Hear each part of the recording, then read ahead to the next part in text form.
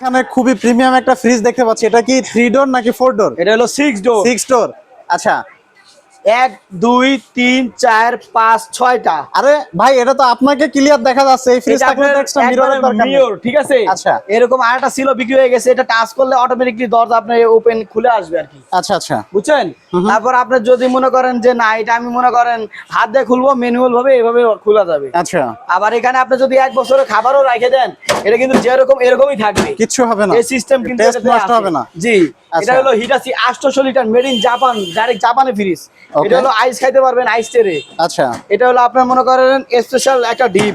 তারপরে এটাও কিন্তু একটা ডিপ, এই যে 1টা 2টা 3টা মাংস মাছ এরকম সাইজ লেভেল বাই লেভেল রাখতে পারবে। আচ্ছা তারপরে এটা আরেকটা আছে স্পেশাল নরমাল, এই যে খুব সুন্দর আর কি, বলতে গেলে ফ্রিজটা একবার অসাধারণ। ভাই এটার প্রাইস আজকে কত দিবেন? প্রাইসটা 2.5 লাখ টাকা, 2,35,000 টাকা রাখবো মুরাদ ভাইয়ের যদি ব্লক কেউ দেখে আসে ইনশাল্লাহ। ওকে।